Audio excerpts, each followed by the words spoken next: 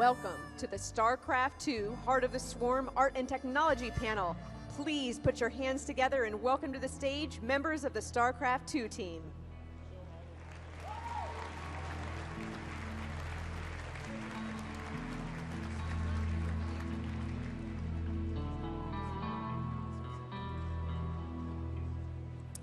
All right, everybody, welcome to the 2011 StarCraft II Art and Tech panel. Thanks for coming. My name is Alan Dilling. I'm the lead artist in StarCraft II, and today we're going to show you some cool stuff we've been working on over the last year for Heart of the Swarm. First, I'll introduce you to our cool panel. We have Steve Provost, one of the next generation of younger artists at Blizzard. He's already made his mark. Basically, all the crazy, gooey, bloody deaths you've seen in the game, it's all his handiwork.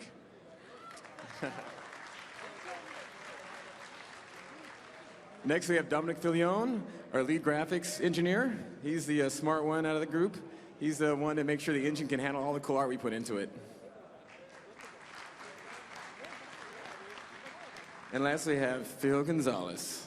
Hello, Blizzard Convention. Phil's a veteran on the team. He's been here for quite a while, and basically every unit, multiplayer campaign goes through his sweet, lovely hands. All right, so first we're going to talk a little bit about the art style of Blizzard, just to kind of catch you up on our philosophy. We work really hard, we're very passionate about everything, and we want to play in these worlds as much as you guys do. So we work really hard trying to come up with epic ideas. This is really the start of it, like the core concept of what makes a unit cool, what makes the universe cool, what adds to the game itself besides just the gameplay mechanics. The next one is bold shapes. You really need to have a unique silhouette, especially in an RTS when you have a top-down view. It's really hard to see the units. You know, there's 300 Zerglings on screen all over the place. You got to be able to pick out the infester.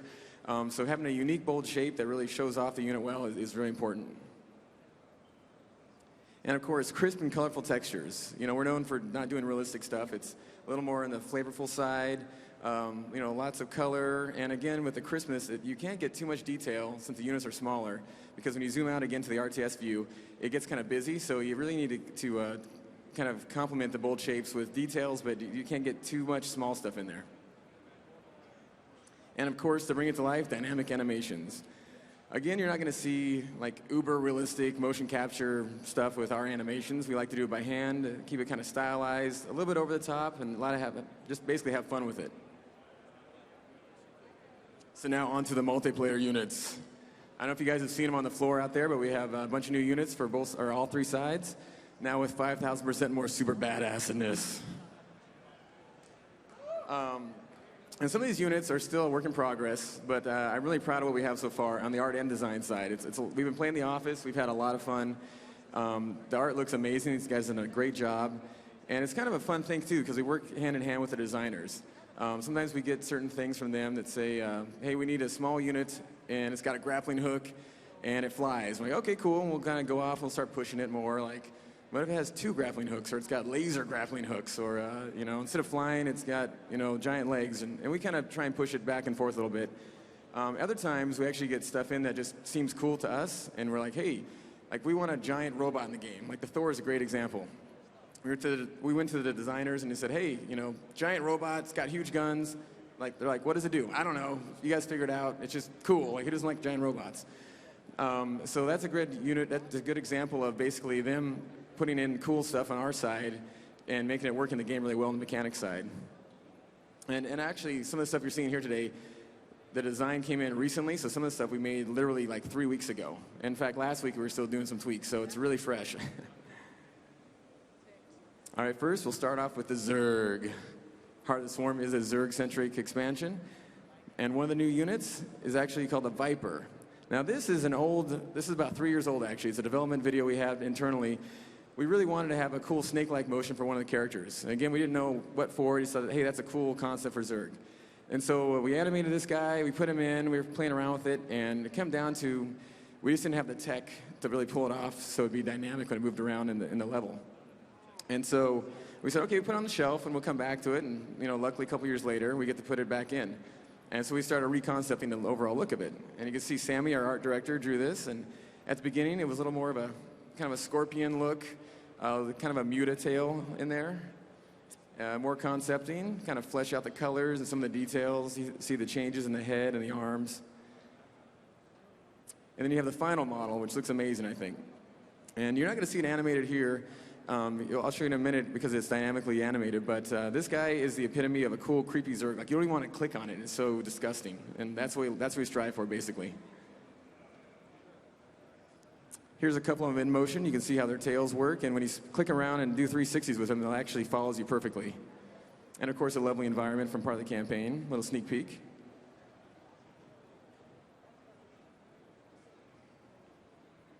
Next, we have the Swarm Host. This guy's really cool. Again, an older concept here. At the beginning, we weren't sure if he was going to be a flyer or if he was going to be on the ground, so we kind of just, went with either concept. He ended up being a ground-based unit. And you can see here he's got a very distinct silhouette. Again, really strong shapes. He stands out against everything else in the game with that huge pad on his back and the egg sacs. A very structured, thick kind of dinosaur build for his motion, because as you'll see here, he's kind of a slow mover. And you see they come in, basically they burrow and they unleash these little critters called locusts, and they just tear up your bases. So Terran players are going to hate them.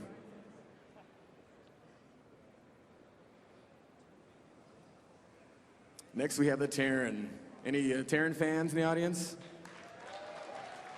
See, they're just OP. You guys are just cheesy. Come on. All right, the first unit actually is a revisit of an older unit, the Hellion. So you can see we changed it up a little bit. It's got a new paint job on it, got some flames. And then, I don't know, by the way, it turns into a robot, which is super cool. Again, we can tell we like robots. This guy, again, strong shape. He's got the turret on top.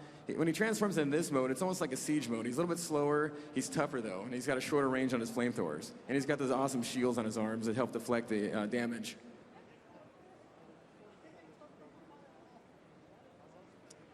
Here's some in the base transforming. And basically, this is the last thing a Zerg player sees before they GG.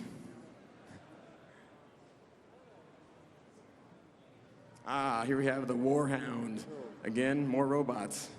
Some of the themes of the new Terran units are a little more high-tech than some of the older, kind of more junky stuff. Here's a great picture of everything you love about Terrans. It's got fire, it's got a huge cannon, rocket missiles, laser explosions, and of course a pig decal on the shield. Gotta have that. Here's the actual model, looking amazing. And again, we try to get a unique silhouette. We have sharp angles that try and get all the specular highlights in the model. The guys did a great job texturing this one. Here's a group of them, totally decimating some PROTOSS. And again, these units are all playable on the floor, so I encourage you guys later on to stand in the hopefully short line and test them out yourself. And last, for the Terrans, we have the Shredder. This guy, again, this is another kind of like a napkin concept. Sometimes we have high detailed concepts like you saw in the Warhound. Sometimes we just need a very simple, quick idea, and then we kind of hand it off to the modeler and the texture, and they kind of run with it, kind of add their own flavor to it, and we kind of let everybody contribute a little bit so they have some ownership. This guy looks a little bit like an old spider mine. He's got 4 legs, he's robotic, he walks around. Here's his mobile mode right here, where he walks around. He's kind of a cute little guy. But what he does, basically, he burrows into the ground, and then he pops up his pad on top, and a huge energy shield comes out, or energy shockwave, basically, and just decimates anything. So Zerg players are going to hate this guy.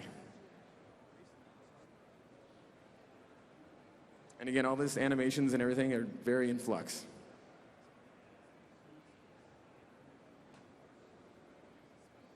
My favorite race, the PROTOSS. There you go. So we did a couple interesting things. For right now, we're actually taking out the carrier and the mothership on the multiplayer side, and it's going to replace him with this guy. So he's going to be the new capital ship.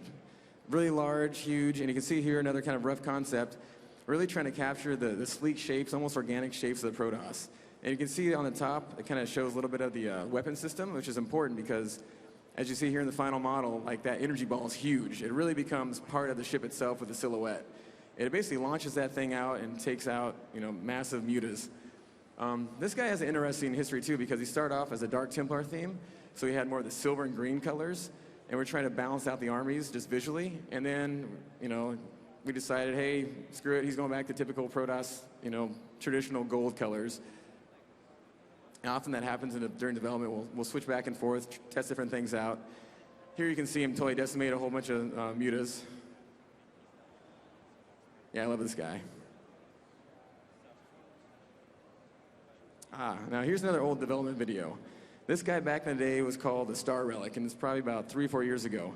And we just wanted something cool. We didn't know exactly what it did. Just, hey, awesome, robotic, techno-magical looking PROTOSS thing.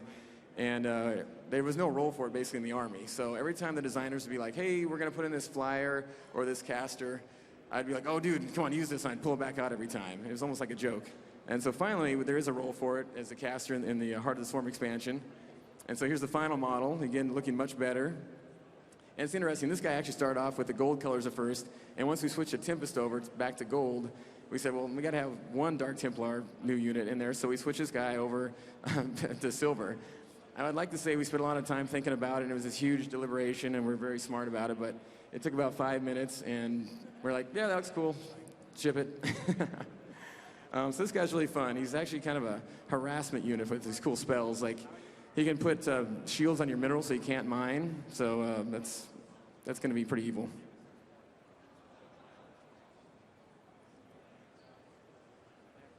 Here we go, the Replicant.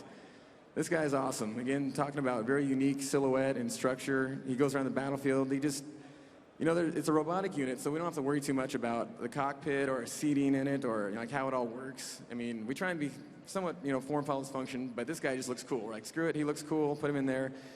Basically, his role is he'll take any other unit he sees on the battlefield and turn into it.